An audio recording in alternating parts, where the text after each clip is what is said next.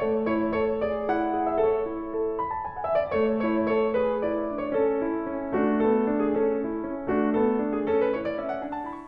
everyone, welcome to the third episode of Tea Time with AASU. I'm Sophia, I'm Ahmad. and today we're joined by... I'm Leila, president of CASA. I'm Wes, he, him pronouns. I'm the VPIA or Vice President of Internal Affairs for CASA. Thank you so much for joining us today. Of course. Of course. How do you think having a first year program helps to retain members and kind of build the leadership within CASA? Well, for me, being in Casa Nova really gave me like an inside look of how an org worked, and I thought it was really cool how there could be such a big board of people. Like currently Casa has like 22 people on board, and back then I think there was like 24 people on board, so it was always very cool to see how everyone contributed and did their own work, but also like contributed to the broader mission of the organization. And it really just like taught you all the necessary basic skills that you need to be in the org, like how to plan an event, all the logistics, the finances, stuff like that. And it's really like hard to ignore the community that you form with the people you're in Casa Nova with. And you can be like, oh, like we can be on board together next year and like still like have these like fun memories together. And I think that really helps with retention, in my opinion, especially if you're going through that pipeline, even if it's not guaranteed. Yeah, and as current VPIA, I kind of run / manage like the Nova program. I'll say like Lila said, with only like 10 people, it's like a small enough group that like you might not be the best friends with everyone, but you'll definitely get to know everyone that you're working with, and that makes it easier. Like if there are multiple people like who want to like participate in CASA, like it kind of motivates you to like stay involved because there's people you know and like also want to do the same thing you want to do. And also like as Leah also mentioned, I think there's a lot of like event planning skills and just things that like high school orgs you don't really exactly know about or do, and in college like there's just some things you don't know about, and I think Nova's is like a good introduction to that, and it really helps ease some of like if they do run for board and get in, it eases some of that like transition pain to make it like more seamless. Yeah. When did you guys think that you wanted to transition just from being a member of CASA to becoming an officer for the org? I guess I'll go. I was always quite, I feel like, uninvolved with like the main orgs. Like I was always dancing for like CASA and BSO, but like GBMs wise, events wise, I was pretty like detracted until like spring semester, I would say. But I'd participate big little, so that's kind of how I kept in the know of things. But after dancing like fall for CASA and then spring as well, I found that like that community there was like what I really enjoyed, and also like CASA dance principal is like no matter what skill level you are, like I was hot garbage back then. I still think I'm like mild garbage now, like you know. But like no one like made fun of me. Well, my friends did, but like no one actually like made fun of me, and it was just like a really good time where like truly like anyone can dance, anyone can be there and do anything, right? So after like going on DC dates with the DCs at the time, like Deborah, Sandy, Alyssa, Estelle, I was like, oh, there's like something for me to contribute, like because I'm also not the best at like choreography, but like there are other parts into DC ship, like the planning like events and stuff like that, or not events, but like Hell Week, that like I knew I could probably contribute to, so that kind of like motivated me to try. But yeah. I would say that my bigs played a big part of it, of just being like, hey, like come to this event, see how it works, or hey, we have this thing open that you could apply for, because I do think I found Mid-Autumn apps on my own, and I was kind of like, I don't know what this is, I don't know if it's open, but I saw they extended it, so I thought like, hey, this is my time, like, this is my sign to apply, and I was like, okay, like, I thought it was like super serious, like, cause I'm like, oh, it's an application, like, I had to like, talk about my experience and whatever, but, I think I had like this really big desire to like meet people and understand like how they work, and a lot of people that I ended up meeting ended up as my bigs, because I would ask like, hey, can I hang out with you more, or like I would just like, so my big was Deborah, and I would always just like follow her around essentially when I was a freshman. So I met like all the other DCs, and then when I was on committee I met the VPCs at the time, and then I kind of just like fell into the role as their little eventually, and so I was kind of just like shaped into the role of like, oh, like you could be on board, you have like the skills, we know you, and we think you're capable, you should like give it a shot. And so that's why I tried to run for VPC last year, because I was like, oh, well, you know, maybe this would be like a fun little experience. And I knew the other people who were running, and I was like, this could be like a fun bonding thing, and being able to get not like necessarily professional development, although I do think there was an aspect of professional development in that sense, but like get like hands-on work and like lead and like have ownership over something that I like helped create.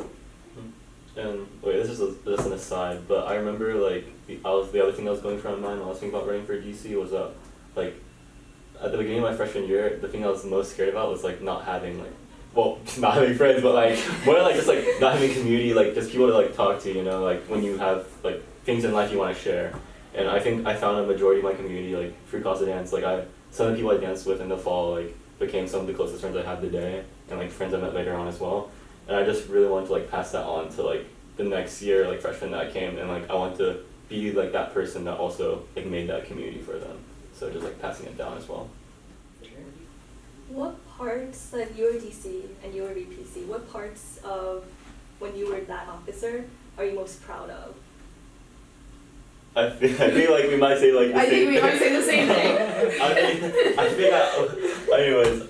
I mean for me it would, I guess the obvious thing to say is like watching the sets come to life, because I didn't dance that much. I did dance throughout my DC year, but I didn't dance that much, so a lot of times I would just be like watching the set.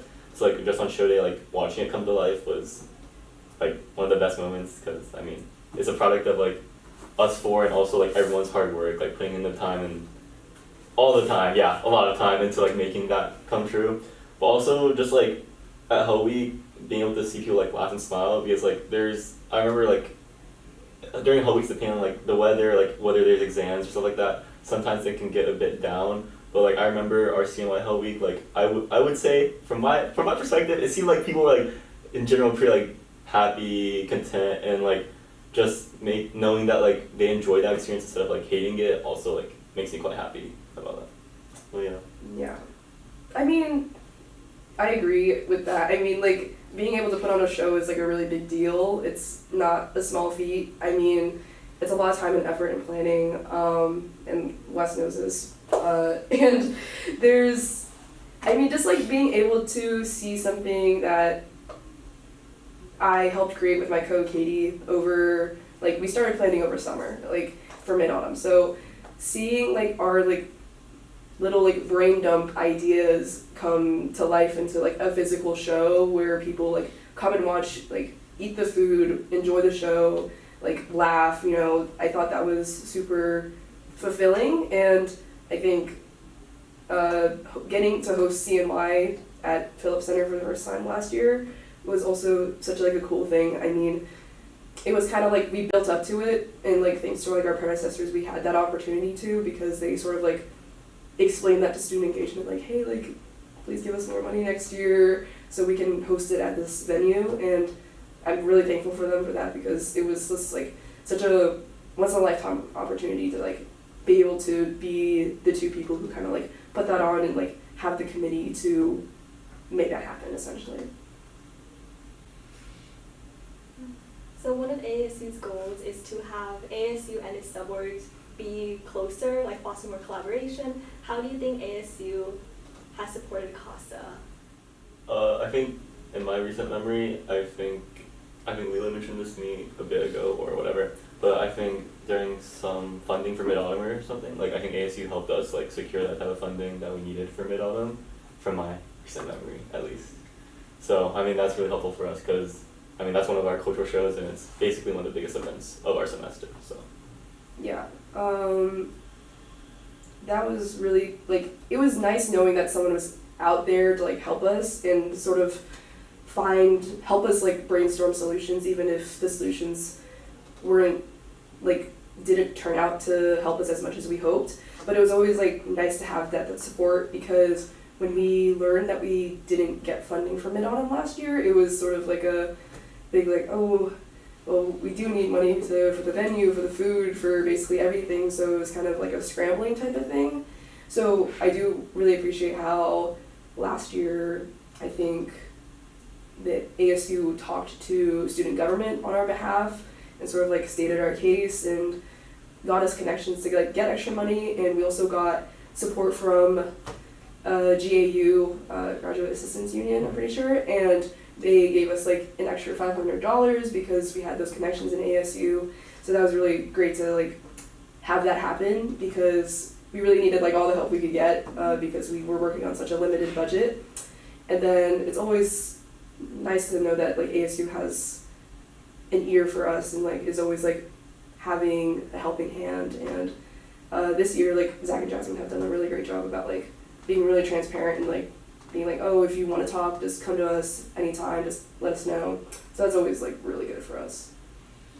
Do you think that this has changed the way that people in our community in general like view culture and how important it is in like everything that we do?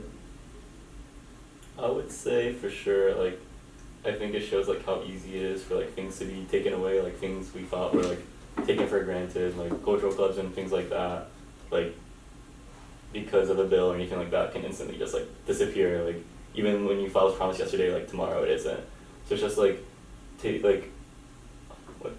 being grateful for like what we have now and trying our best to figure out like how we can like still have what we have today, like tomorrow and maybe more. Yeah, definitely. Because I think having like a pizza taken away was definitely like a really big blow, because it was something that I did check out during preview when they gave us like the opportunity to like roam around Rice with our parents and be like, check out all of our offerings. And I thought it was like really cool that we could have this room that had all of like our pictures and all of our like archives that sort of showed where we have been and like where we can go from. And having like all that stuff like wiped out over the summer was just like really disheartening to hear. So I think it's great that we have like ACU hosting events there and that people are still reclaiming that space even if it isn't necessarily officially designated for us. And I think our last question for today is, what sort of advice would you want to give for your successors? I think for like internal at least, a lot of the more like explicit duties like planning semi-formal, formal, and like planning like NOVA interview process, like application process, and then like handling NOVAs in the spring, that's all like very like, it's more well defined. So it's like as long as you have like proper planning and experience and like you have good amount of foresight and know what you have to do, like it's definitely very manageable. I'll definitely say like the harder part is like the like implicit duties, like managing board, interacting with board, and things like that. So just being able to be like, I guess I don't know if a people person is like the word you would use for it, but just being able to like understand others, where other people are coming from, and also be able to like communicate to others in a way that they will understand. Because like a lot of times like communication issues happen when like you try to say things in the way that you understand, but like someone else doesn't. It's not their fault. They just see it differently than you do. And you have to like be that person to see both sides and like say it on like through their vision so that they understand what you're saying. So just like I guess being able to understand other people and like talk to them is probably the hardest part and most important. Yeah.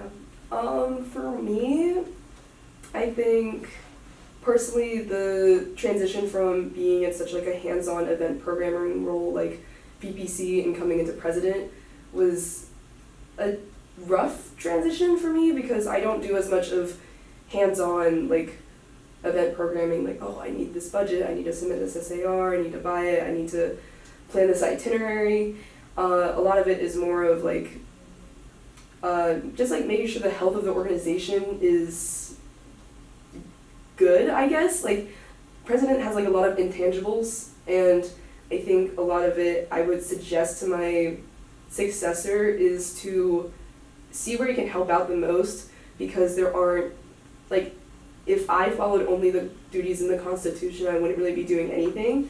So I think being able to like lend a hand and like showing up is like a really important thing to me. Like I think showing like our sub like branches like dance and chili and sports that like I know that they're doing their hard work and that I see them and that I appreciate all their work that they're doing for our general body members is like a number one thing for me. And then also just like a personal thing when you are president is to like you can always rely on people, and like I rely on Wes for things, and it's always good to have that, but also to be very sure of yourself. And that can be like sort of a hard thing if you come from like a co-position like I did, because me and my co would like bounce everything off of each other, be like, you think this is right, good, right? And be like, oh, we should do this. You know, it's like a nice like little conversation. But when you're president, of course you can have those conversations with people and double check with people, but it's always good to like know what you believe in and hold those values and stay with them even if you do get pushback, because you have to like believe that you know what's best in like the long run and that you have like the always best interests. Yeah, and I'd also say, like, as Lila mentioned, like, I talked to her for like advice or help sometimes, and we talked a lot. And as like internal, like if the president isn't there, you're often like the next person that officers ask for like help or questions. So it's important for like internal to also like have a general idea of like what goes on board, and also like be on the same page as the president, because you don't want like your like BPIA and the president to be saying different things. But yeah, so just like also general knowledge of the org is pretty advised, I would say. Okay, well, that's all the questions that we had for today. Thank you all so much for joining us. It's great to see that CASA is doing well. And we'll see you all on the next episode of Tea Time with ASU. Bye!